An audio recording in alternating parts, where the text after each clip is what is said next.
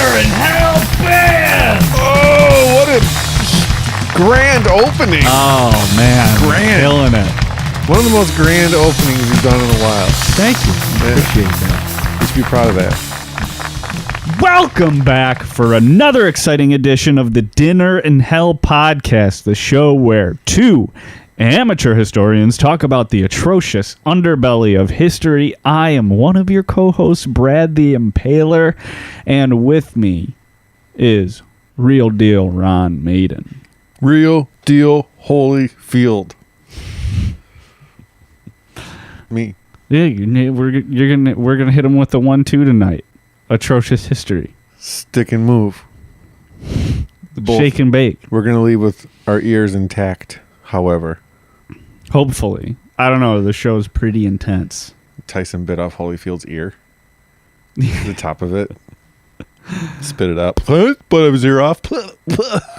Spitting a piece of ears out of his mouth. Did you see that? Yes, I did. God damn it. Whew, we're going to be doing a Mike Tyson Holyfield episode of Dinner in Hell coming. It's funny that you bring that up, and I chose Real Deal randomly. But I was just listening to a Run the Jewels song where in Killer Mike's verse he says, like, I'm like Tyson in the 80s, snap and put your lights out. And then later in the verse he says, I'm like Tyson in the 90s, if I'm losing, take a bite out. Oh. Nice. Nice syllable work. And Ron, the Real Deal Maiden, what in the world are we getting into tonight?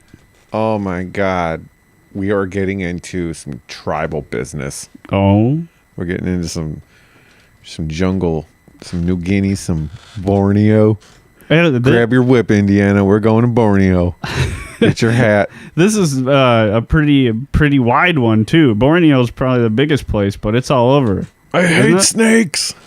I hate snakes. Hey, show a little backbone.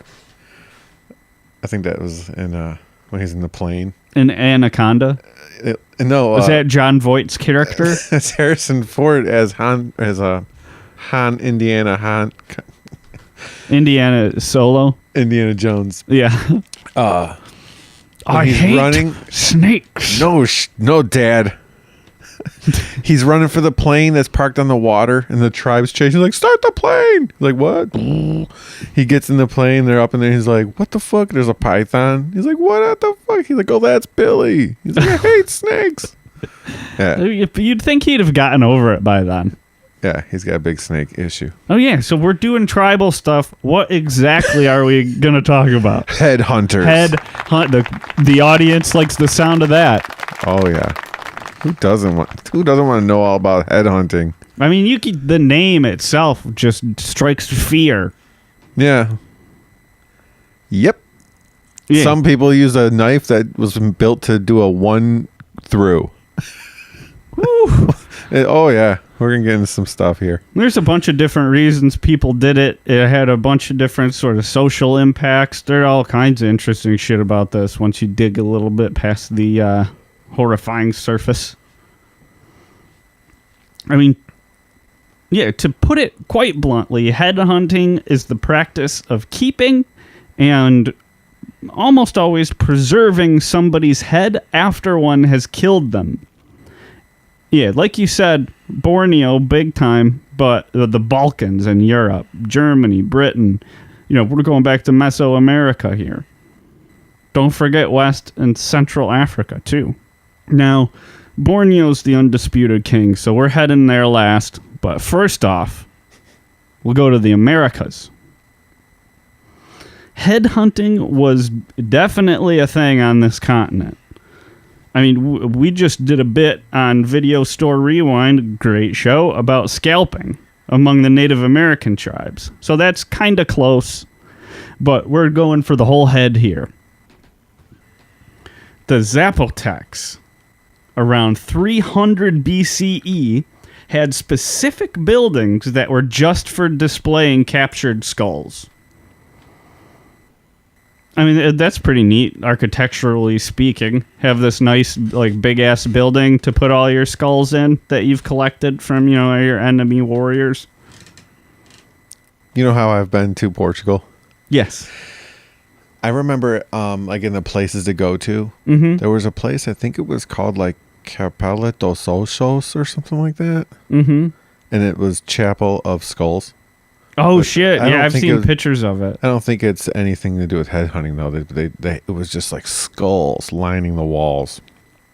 So I can imagine visually, like I'm sure they just had like it all. They probably had a shelving or something, or they probably had Like a rack system. Yeah, like something. it's organized. Yeah. I would think. Yeah, I mean, one such building that they found among the Zapotec ruins was designed to hold 60,000 skulls. Dang. That is a shitload of skulls. Huh.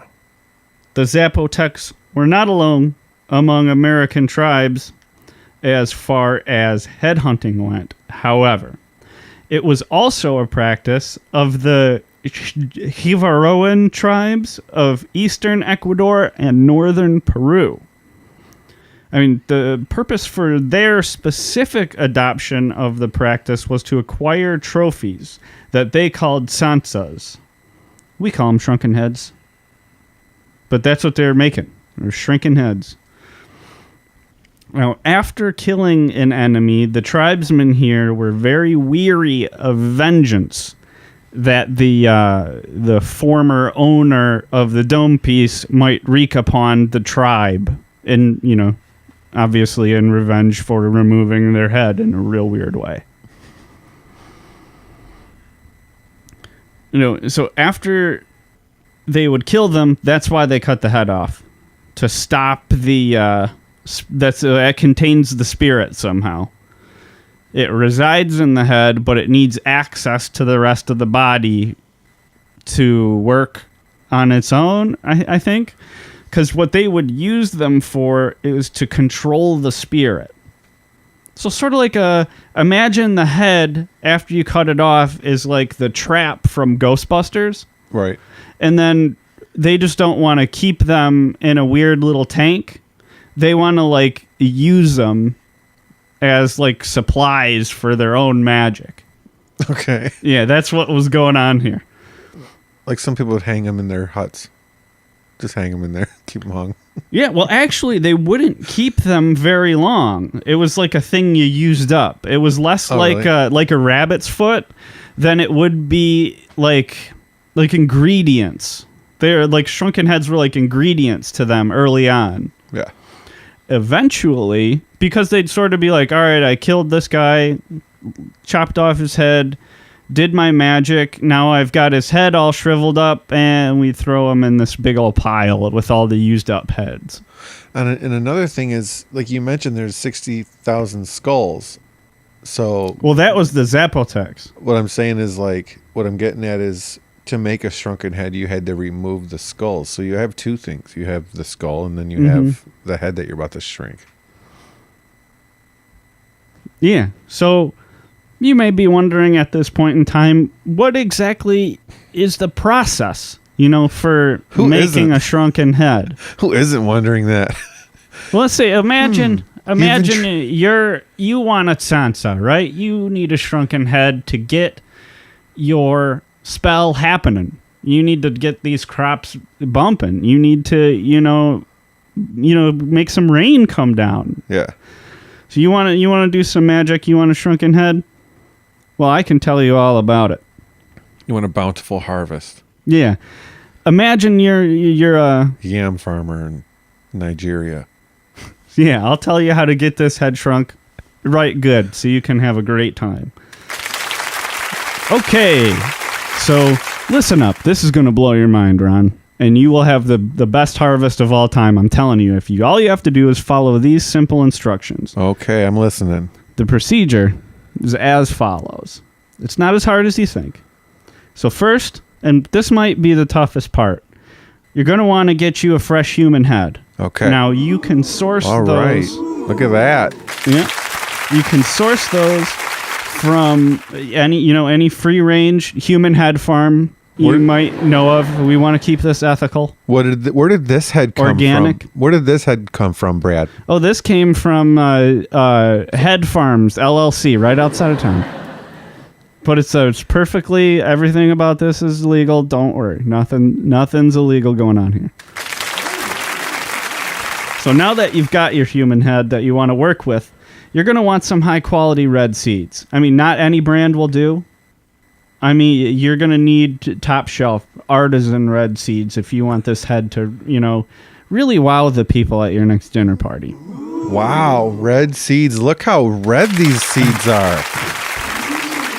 These are good right here. You want them to look just like this. Okay, so after you got that set up, you need to gather some herbs that are high in tannins.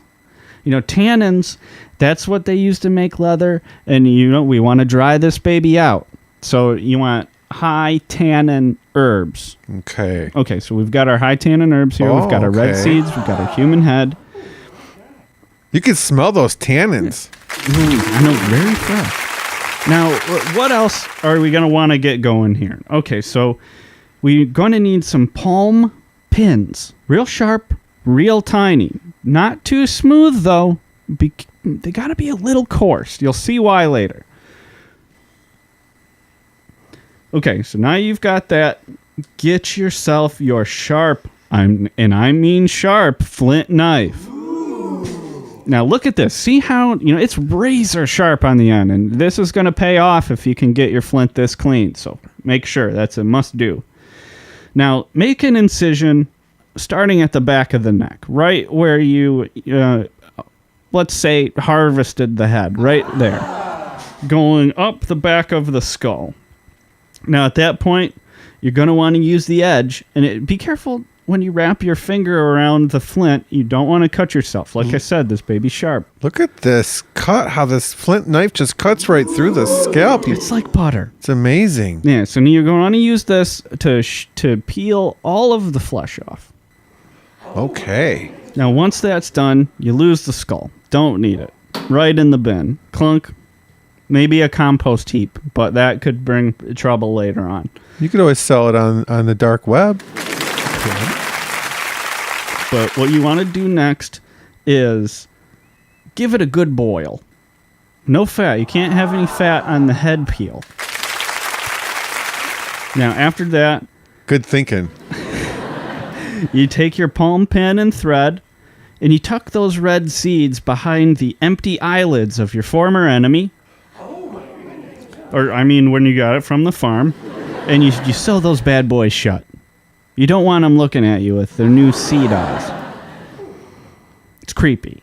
Right. Mm-hmm. Now, you seal up the lips, too, with all those herbs in there, along with a little wooden ball. See? Now, we have another head that's already been previously sewn shut here, so this let's one's bring going this one in the out. boiler. Yeah, so this is what this looks like after it's been sewn up. Yep, here, you mold it while it's boiling to keep those human features, and look, tiny head. Would you believe it? Wow. You could get that these results is amazing. Consistently every time. You just got to follow this simple method. Wow. Thank you, Brad. This has been really informative, and we hope that everyone had a good, detailed, informative, hands-on approach to shrinking their own head at home. So thank you, DT. Yeah, you're welcome. Thanks for having me. Okay. So, I opened the show saying that we're going like tribal, we're going like tropical Borneo. Mm-hmm. But we're talking not just North Americas, but we're also talking like Europe, like Northern Hemisphere. Absolutely. Europe certainly was not exempt from the practice whatsoever. It was common among Celtic, Germanic, and Iberian tribes.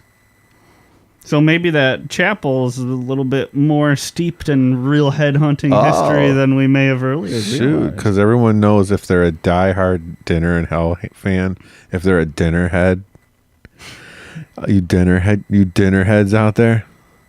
What would we call our fan club? Our dinner guests? Our dinner... But I don't know. Our diners. I think it's traditional that they come up with that for themselves one day. How about like... what's a good word for hell? Abyss? No. What's other words for hell? Inferno diners. I don't know. Nah. They're not all good, you guys. Not all gold. Sometimes they suck. Europe. Yes, the thing about headhunting in Europe is the tribal Europe didn't keep a ton of records, wasn't super well known for that. So we don't have a lot of direct knowledge of their motivations for it. We do have corroborating Roman historians who spoke a lot about the Celtic practice, though. I mean, they didn't do much preservation. I mean, a Celtic tribal warrior would cut the head off one of his enemies and then just straight up drive a nail through the entire head into the wall in his home and leave it there without any treatment or, preservation of any kind, just to rot inside his own house. Full brain, eyeballs. Yeah, just dripping down these huts, these homes were probably not pleasant places to be if the smell of a rotting head didn't make everybody be like, get that out. Yeah, something smells odd. Something smells odd in here, doesn't it? I mean, aside from the horror of it, even if it was just like, this is a squirrel that died and I want to do this for decoration, I would be like, absolutely not. This is insanity. You're just going to let something rot in here. It's going to be terrible. It's going to stink. There's going to be bugs. If they didn't give a shit about the stink and the bugs, that means it was already stinky and it already had a lot of bugs. My old house, like not this house, but the house before this, we had, those mouse traps where the mouse goes in, it's like, it shuts. So they're just like immured in there? Yeah. Yeah. Well, yeah, immured. And I think there's like poison food in there. It goes in for that. Mm-hmm. It shuts and he eats poison food and he dies. Well, anyways, we came home from vacation one time and we were like, what is that smell? Like the windows had been shut and stuff. Couldn't figure it out. And figured out there was one of those traps in our closet we forgot. Oh, shit. And a mouse got in there. We don't have mice in our current home, so don't want anyone to think that we're gross. No, I've been in the Maiden household many times. It's a wonderful place. My dog killed a mouse. I saw that. Yeah, it's crazy. Yeah, those terriers. They'd get them. My wife freaking praised her. My wife hates mice. Oh, yeah. She's a good girl. Like, holy shit, man. That was like wild. Doing work. So, also European headhunters, the Scythians, famous horse archers of the Eurasian steppe. They were into headhunting more in the form of scalping as well. They would display the scalps ornamentally to indicate status or bravery, shit like that. Look at how many scalps I got. I'm the tough one. I'm the tough guy. So, I got 7 scalps. I'm afraid to ask for a hug. There's one dude's got like way too many scalps. Like no one even looks him in the eye. Like, goddamn, what do you look at? Nobody will just leave him be. The man's got 42 scalps on the back of his horse. Yeah, but nobody knows as he's riding away. He's just like sobbing lightly. Because he's so lonely. He's like a Home Alone's neighbor with a snow shovel. Yeah. God damn it. I did what I had to do. Yeah, to protect you guys. Thanks to me. These are 42 people that all tried to kill each and every one of your children. I only put them on because I'm supposed to. I don't like this. You think I want 42 scalps on my horse? You brought this. Yeah. You politicians and your wars. I'm just a common man. He's got a snow shovel. I'm a big fan of our new Scythian revolutionary. But European headhunting doesn't end there, though. We have the Montenegrins. I'm pretty sure this is the first time the native people of Montenegro have come up on the show, so big shout out to our Montenegrin listeners. Hello, Montenegrin. We know you're still out there. They were centered, around the Dinaric Mountains. Hello, Dinaric Mountaineers. What up? Mountaineers. They carried heads as trophies, and this would be a fucked up thing to have to do for yourself. the way they would carry around their severed heads is by a lock of hair that was grown specifically to be used to carry your head should it be severed. What's up with the ponytail, bro? Oh, that's in case one of my enemies cuts my head off, so it's easy for him to carry. Imagine growing like a long chunk of hair, knowing that the reason you were growing it would be because it would make it easier to carry your severed head. Post-mortem. That's got to be really psychologically damaging. Like to have to be like, oh, I have to be careful not to cuck this in case I get murdered soon. Yeah, not too close to the fire. You're going to burn your freaking... Your headhunter. Your shrunken head handle. Carrying handle, Yeah, your head leash. Come I'd on be like, now. I'm not fucking growing this hair. Are you kidding me? Yeah, I want to be least desirable victim of headhunting. Yeah, no, they'll be like, oh, I'd kill him, but I can't even carry his head. See? That's how I got you. I thunk my way around it. Now, you had some information that I didn't run across during my research about headhunting in Africa. You know, we're going to cover a lot of tribes that did it for social status and freaking manhood, you know? Mm-hmm. These guys did it. These guys are the Igbo people. Yes. They're Nigeria region. They would do head hunting, but they also believed that like bloodshed was an offense to the earth god. Yeah. So they were like big on if you took someone's head before you could just like come on back to the tribe, you had to be like cleansed and shit because you had like bad juju. Yeah. Like that's kind of cool. That because you know what I think that is. And that puts like the Igbo tribesmen and women ahead of modern people today. Is what that means to me is I think they understood post-traumatic stress disorder. Huh. Maybe not in so many words, but like when you think about it, think about what people who go fight in wars throughout all of history have had to deal with. Like people as a species, we are social. We are connected. We definitely depend on other people for our survival. Like, no matter who you are, you depend on all kinds of other people every single day. Most of them not your friends, not your family, total strangers that you have to give complete and absolute trust to all the time. Killing human beings is not a natural thing for human beings to do. I mean, some people are psychopaths and they don't have a conscience and it doesn't affect them. But most people, for example, who kill people in war are not psychopaths. They're normal people. So that's traumatic. And I think what they purpose, like whether they say as much or not, for the cleansing is just to let them shed that. To, work through it and shed the trauma of doing that because, the conditions they're living in make them want to cut heads off of people.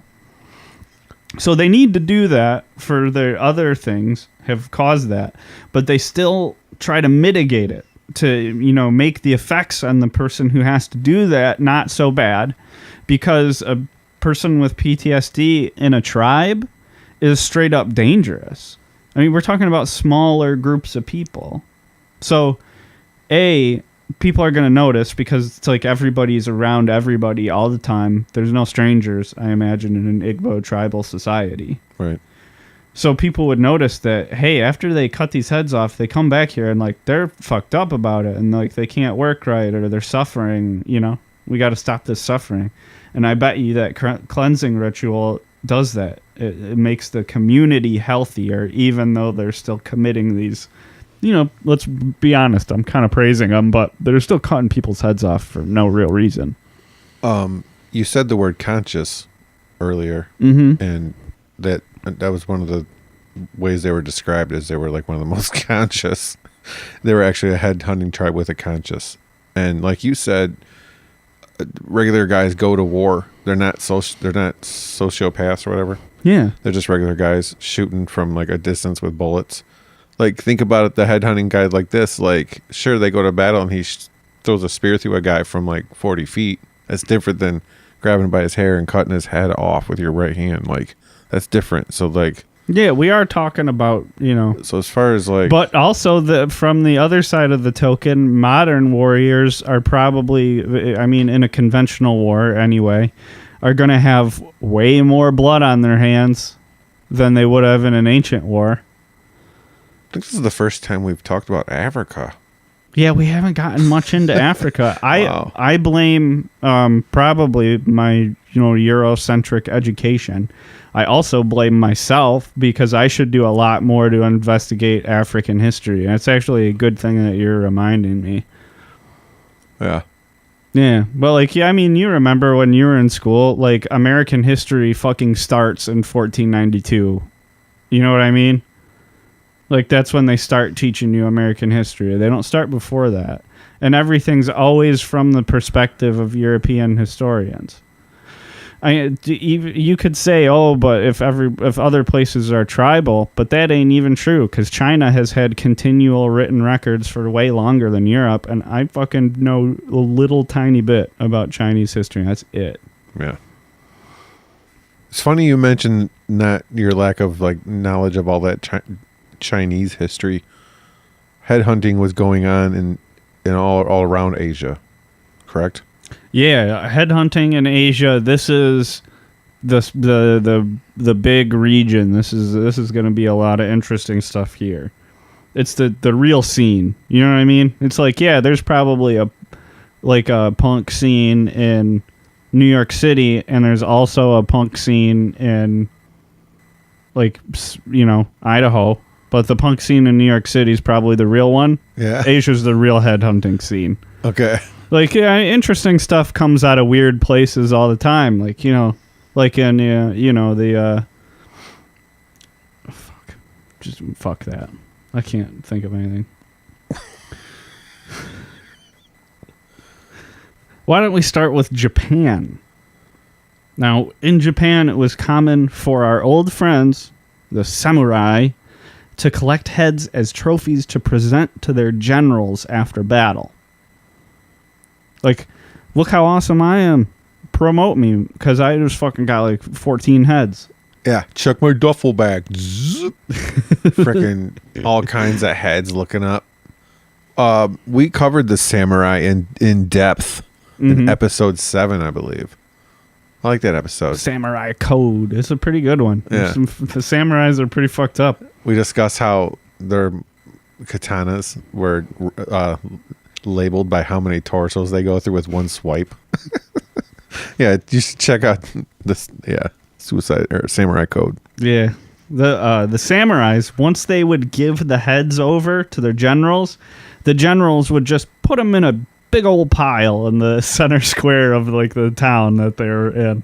Just throw her up. Put her on the head pile. Yeah, I got a fresh one. Just toss her up. It rolls down because the pile's so giant that you throw it up there and it rolls down. You throw it up again, rolls back down. God damn it! Like the Scythian who had all the scalps got reincarnated into Japan, and he's got to bring a dump truck back that end to dump all his heads out. He's like, we talking head collecting here? I got frickin'. Where do you see my frickin' load of heads? Yeah, look how big our victory was. We got heads all over the place. And again, that tells me about something about what life in feudal Japan was like if people didn't mind having a giant pile of heads rot in the middle of their city. Because I wouldn't want that in my city. You know, like when if you're having a picnic or something and you see flies buzzing on the food, you're like, God damn it, that fly potentially could have been on dog shit before it landed on the food. Over in Japan, it's like, God damn it, thing probably hatched from a rotten skull. Yeah, this thing could have been maggot. On a fucking pile of human skulls. Not only landed on a dead body's head or dead head, but it probably was born there and evolved from the flesh of it. Yeah, but fuck that. That's just fucked up. I don't want heads piled up in my city. Pass the ketchup. A little hop across the water into China, and you'll find head hunting there too. Qin soldiers, as a matter of fact, in ancient China, collected heads as trophies too, and they would use these as a sort of rank currency. It's like you get promoted after you give your commander so many heads. Really? Yeah, It's so like a quota. yeah, so if you think like, We had 29 heads. well, it's like a video game quest. Yeah. Like in Fallout, it'll be like, go bring me this many heads, and then you'll get promoted to like lieutenant. You'll get this perk. Yeah, and then you run out, get the heads, bring them back. Fetch quest. Yeah, Here's your battle caps. Tring! and headhunting not uncommon amongst the Taiwanese. Oh yeah, classic Taiwanese. Specifically, the Taiwanese mountain aborigines. Yep, they wear blue jeans and shit. Like Crocodile Dundee's friend. Mick, you scared the shit out of me. So, I mean, I just mean the people who have lived there before people immigrated to Taiwan. I could hear you in the bush, walking around the back creek in the bush, mate. Walking loud as hell. The Taiwanese aborigines are just white Australian people. No, I'm just doing that scene where Mick finds his friend. His friend was like watching Mick with the woman reporter. And he creeped up on him. He's like, I'll be right back. Stay here. Scared the shit out of him. He's wearing blue jeans and like a Rolex. He's an aborigine. He's like pitch black. His skin is like super dark. I just saw in the news. But these are Taiwanese people. Yeah. A little brief aside. Dinner in Hell news update. Turns out the Aboriginal people of Australia are the oldest like continual civilization that's still around. Nice. Yeah, keep that streak going. Big what up to our Australian Aboriginals. Thank you for tuning in. We loved you in Crocodile Dundee 1. Also Crocodile Dundee 2. Yeah. And I'm not aware if there are any other sequels to that franchise. Crocodile Dundee 3? Is there one? I don't know. Trying to think of like a tagline for some zany Crocodile Dundee movie. Yeah, and I've never seen Paul Hogan in anything else. But I still remember his name. He was in a movie called like No Angel or Fallen Angel where he was like an angel. Oh yeah. Was it incredible? It was like a religious movie, yeah. Oh, I don't know. I was a teenager, I think. Well, we're talking about mountain aborigines collecting heads. They would frequently conduct raids, and their targets would be the plains aborigines. God damn it. So it's the mountain aborigines are attacking the plains aborigines. Known as Plains aborigines. the Han Taiwanese. Well, the Han Taiwanese are the people who sort of colonized Taiwan from China. Yeah, Han people. Not bad. And also Japanese settlers. So they're getting colonized left, right, and center. And also the Plains Aborigines are like, fuck, like, why are you getting us too? These guys were kind of like one of the more dickheadish. Yeah, I think so. I don't know why, but it comes off that way to me. Well, because it may be their hunting tactics, the head hunting strategy. Is that what you're referring to? Well, what they would do, and I mean, as good as a strategy as this sounds, it's pretty fucked up. They'd sneak down at night, middle of the night. They'd come climbing down out of the mountains, and while everybody was sleeping, they would pick a building, like a house, and they would set it on fire. I imagine they set everyone's house on fire. Well, I think they got one target house or building at a time. Okay. Yeah, so that way they get everybody. And then they, hide around the outside of it. And when people are fleeing, a burning building, they're not ready to fight. They just woke up. Like, they're not in fight mode. They probably don't have any weapons. They might even not be dressed, They come running out, and the mountain aborigines of Taiwan are waiting for them. They cut them down and take the heads. And then before anybody can do anything about it, back up into the mountains they go. So what do you mean by before anyone can do anything about it? Like, it's quick. Like, this is a quick thing. Ambush. So it's like, holy shit, that place is on fire way over there. And they go over there, but by the time they get there, all they find are headless bodies, and they're gone. They would do, like, all ages, too. All ages, yeah. Yeah, they'd kill everybody in the place that they set on fire. They want to end the whole bloodline of the group. So this practice also extended to India and Myanmar, or Burma, depending on where you're listening to this from. The Naga people. They were headhunters up until the 20th century, and possibly still. Ooh. Yeah, the interesting thing about the Naga people is that, to a large degree, they have retained their lifestyles. So isolated pockets of Naga still live in remote regions of Myanmar or Burma, and warriors are still seen. This is how they think it might still be popping off. They're still seen with special tattoos that indicate a successful headhunt. That's sweet. Yeah, well, I don't know. It depends on your perspective, I guess. I think it was the Naga that also had the brass skulls necklace. And it symbolized how many... you sent me that. It had... Yeah. Those are awesome looking. Mm-hmm. It was those are really awesome looking. It'd be like you get a brass skull for the amount, like every head you've got. Yeah. That dude's like 5 brass skulls. I'm like, whoa. Whoa. Yeah, but see, my initial thought is that's super cool and I want one. My second thought is like, I've seen that Friday the 13th TV series. I've seen any number of horror films. I've seen, that necklace is definitely haunted. You don't put that thing on you. It's just straight foolishness if you do. Make a replica. Yeah. Wood, carve it, and spray paint it. It's possible. It's pos. Buy some heads. I don't know. Doll heads. Spray paint them gold. Yeah, something like that. Now, we're going to talk about a very famous tribe of people now, and also famous for headhunting, some headhunting heavy hitters. Let's talk about the Maori people of New Zealand. Common Jeopardy question. They come up often. They're famous because they were absolutely formidable warriors. Right. And very intimidating. With the tattoos and the all kinds of scary stuff. They're very intimidating. Yeah. Everything about them was they even did an intimidating dance. Yeah, the haka. Mm-hmm.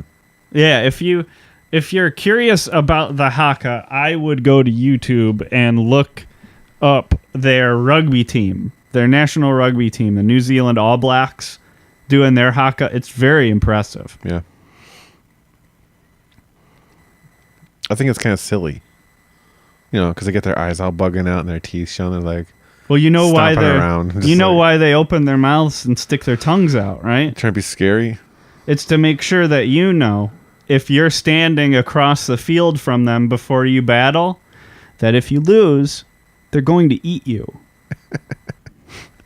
I don't know if I was had a spear in my hand and I was looking at them doing that, thinking if my spear doesn't go into that guy and his spear goes into me, I'm going to get eaten after this.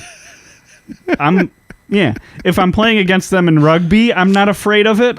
If it was a real haka, I think it would have an effect. Like, why is that team half naked? They're freaking Maori rugby team. Don't you know? If they get this try, why are they wearing? They're going to eat like one of the rugby players. Why are they barefoot? They're Maori. You know this. Well, they had a very specific type of trophy that they would make from the heads that they collected.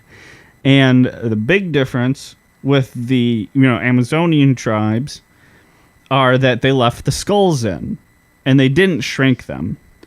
They removed the brain and the eyes, and also, you let me know, Ron, the tongue, right? That's right, yeah. Pull that baby out. Yeah, gotta get that tongue out of there. It'll spoil the head. Yeah, so they just did that, and then they smoked what was left. Put it in a smoker. What's that smell? Enemy? Yep, got me an enemy head in there. You can smell that enemy head. I've seen you smoke some wings or some ribs more than once. Yep. You know your way around a smoker, that's for sure. Yeah, I know the smell of head. How long, human head, do you think? How long, what temperature? You're going to want to do it about 200 for about 6 hours. You're going to, after the first 2 hours, you're going to want to wrap her in foil. And you're going to want to do it wrapped. That's going to keep the meat tender. Well, so you want the juices out of this one, though, don't we? All right, then don't, no foil. Just go the whole 6 hours at a 200. Check her then. If it's crispy to the touch, then she's done. Yeah, so definitely no marinade. You want to go dry rub.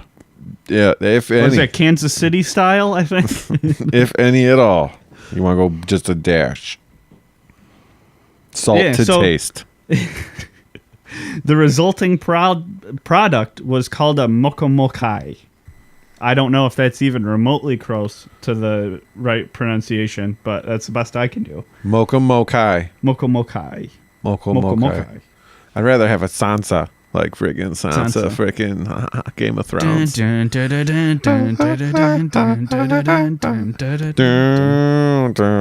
Not doing it. We're cutting it short. We did this theme before. You got to look at past episodes for it. Yeah, you got to go find it yourself. Yeah. But our acapella version is actually not bad. That's freaking dead on. 0 rehearsals. Well, the mokomokai basically is a normal-sized shrunken head. It pretty much looks the same. They're real creepy, though. Real creepy. You know, some shrunken heads do have a creepy look. Yeah, some of them Some do. Yeah, some good point. Some have a hint of creepy to them. I agree. Now, the process of head hunting is probably, at least in Southeast Asia, and I'd call these guys the number ones. They're best described using the Dayak tribe from Borneo. I mean, their practice was generally motivated by soil fertility, also gaining superpowers, settling scores with other tribes, and also as a bridal dowry. And on top of that, to sanctify new buildings. Oh, so right. There are a lot of reasons to collect human heads for the Dayak. They're just looking for reasons. Yeah, it's like... They're like, someone has a bad cold, we take a head. Better get a head. Oh, this is a Tuesday You head. see a rainbow? Got this one because it was Tuesday. Whenever you see a rainbow, we take a head. Like, it's just Dayak culture. Yeah, We just love removing heads around here. That's the Dayak way. Yeah, I mean, sanctifying a building, there is a tradition of that around the world where, like, they'll just, sometimes when they're building something, they'll just chuck somebody in there. Yeah, we covered that in a show, too. But yeah, probably during the environment one. Our freaking whole portfolio of shows just covers such a vast amount of information from our human history, I'd say. I'd say so, too. What does intrigue me here is gaining superpowers. Right, I wonder what they get, like flying. Probably they didn't get anything, but that would be cool, though. Huh. It'd give them, extra strength or like superhuman speed or quiet, I imagine, because it seems like from all these reasons they've got to be taking heads like all day. Right. Yeah, so it makes sense that they'd want a little extra edge. Like when night comes, we take a head. At dawn, we take a head. When a dog barks, we take a head. Yeah, just whenever. It seems like there's a billion reasons. I mean, as you know, the Dutch were at one point the colonial overlords of Borneo. And a large-scale peace accord was reached, and their practice of head hunting kind of died out in the region around 1850. However, it would resurface during World War II, when the Allied forces encouraged the native Borneoites? Bornei. Yeah, they were like, oh, hey, guys, remember that? Like, when you used to... Borneo people. The Borneo people. Bornean. I don't know what people from Borneo are called. All right, people from Borneo. The Allied forces encouraged the people from Borneo to headhunt the Japanese occupiers, which they enthusiastically agreed to. Like, hell yeah. We thought you'd never ask. Yeah, headhunting, very common among the people of Melanesia, especially Papua New Guinea. Well, these guys are doing it with their balls out.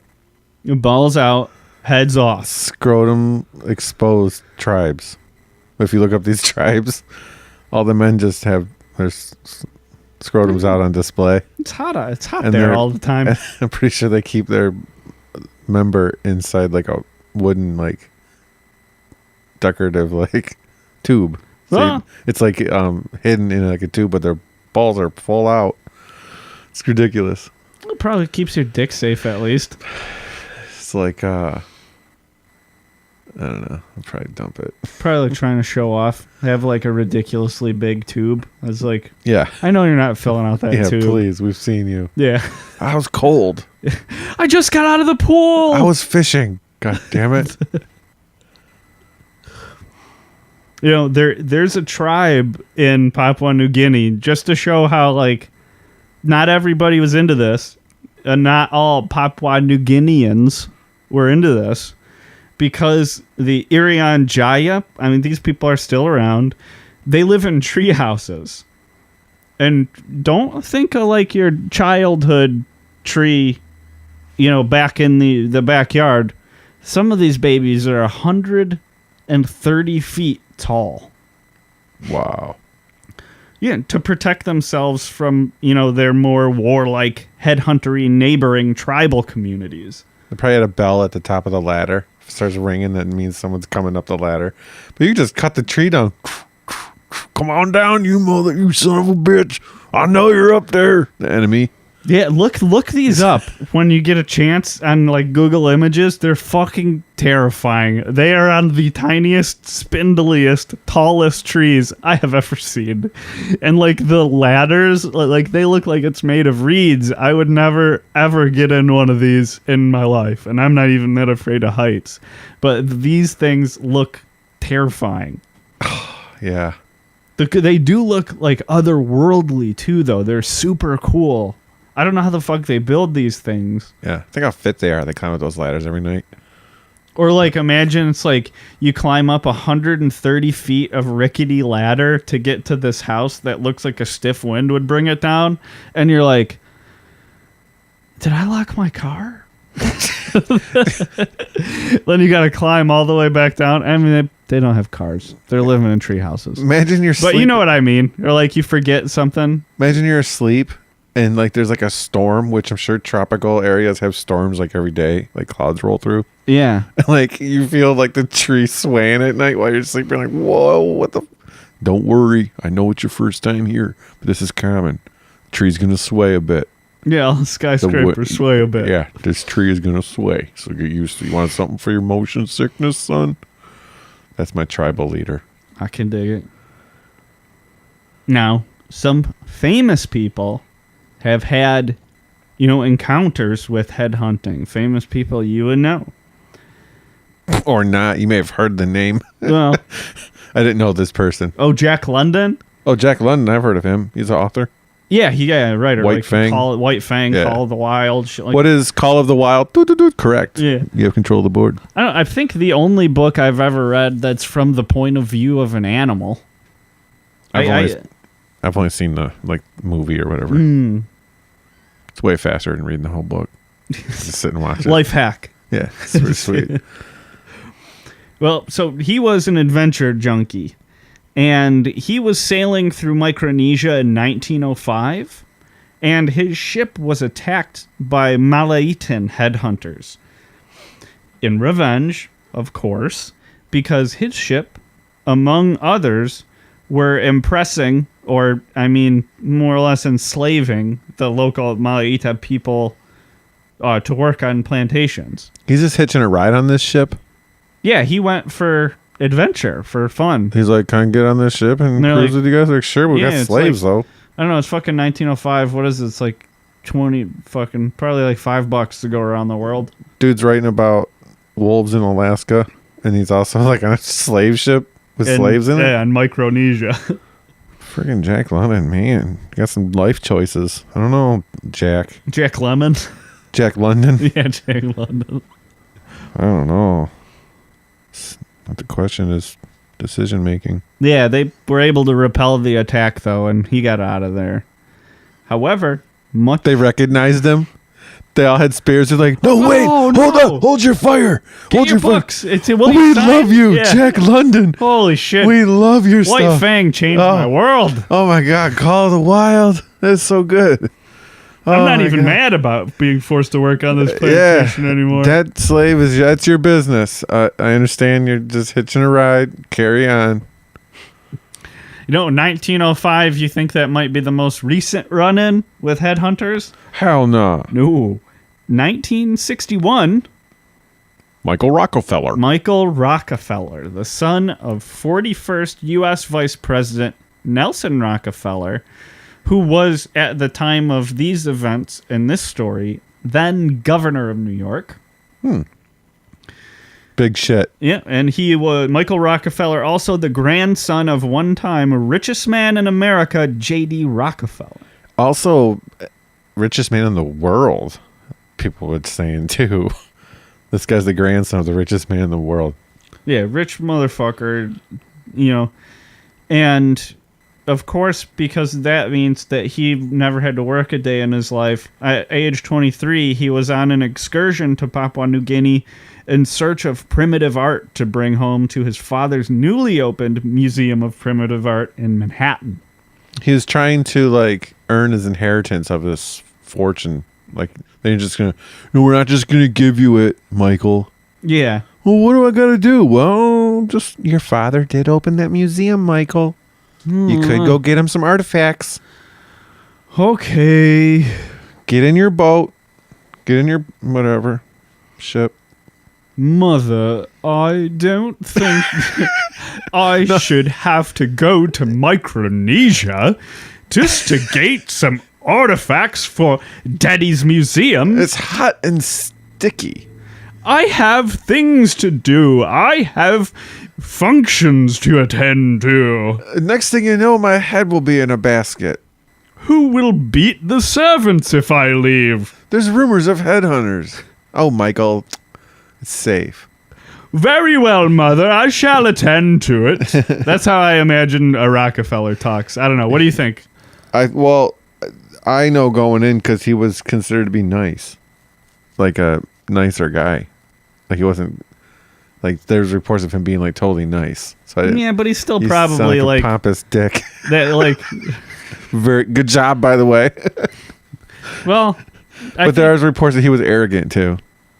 Whereas, yeah, I mean, I think basically if you have that much money, you're automatically you have to be an asshole.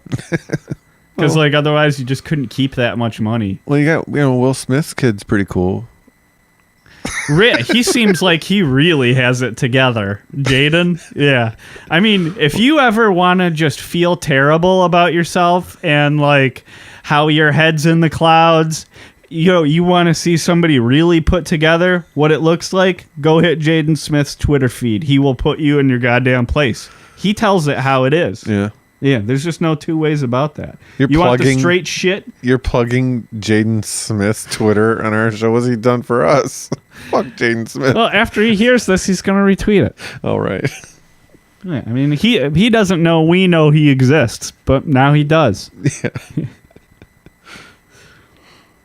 And just real stable kid, seems like. Yeah. Real grounded, down to earth.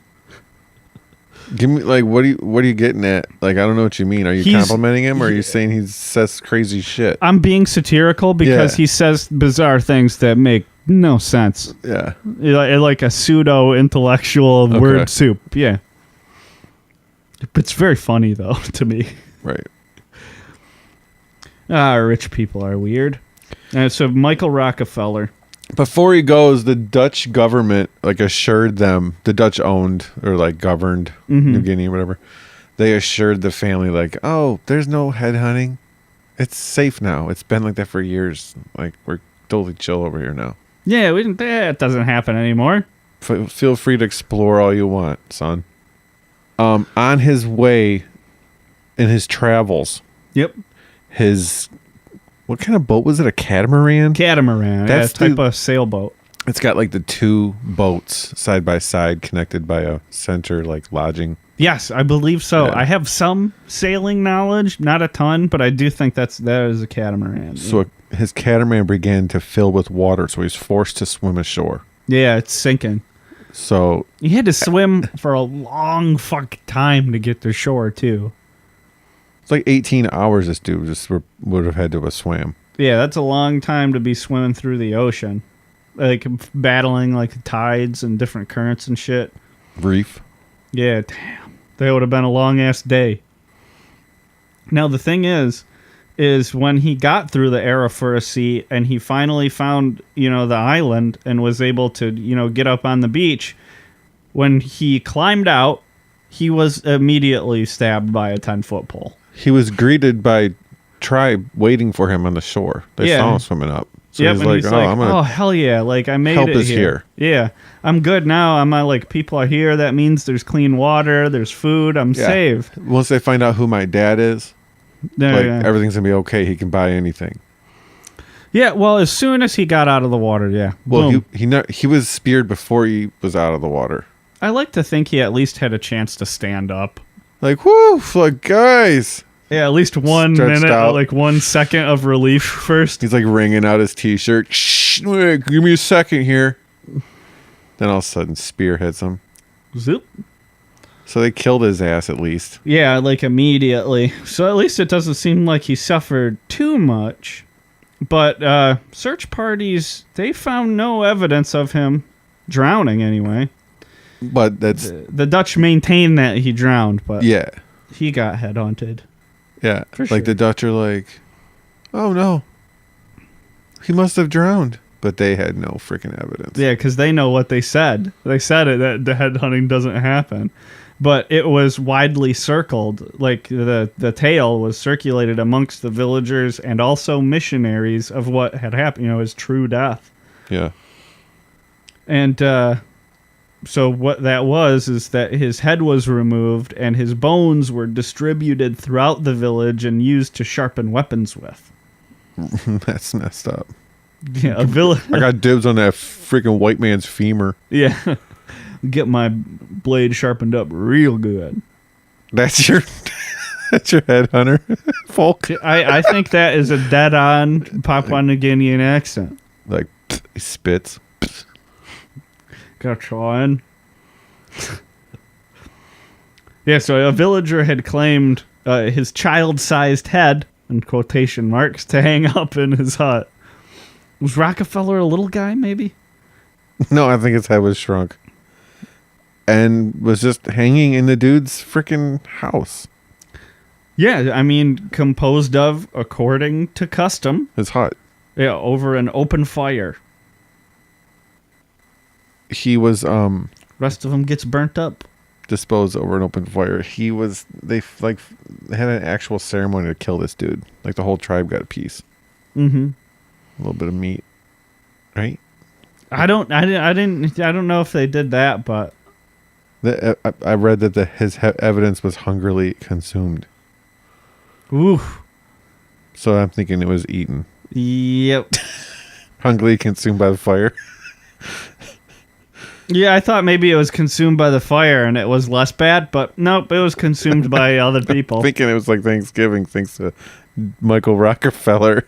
This one's on the Rockefeller. This rich guy tastes really sweet, surprisingly. It's a sweet kind of meat. Less champagne.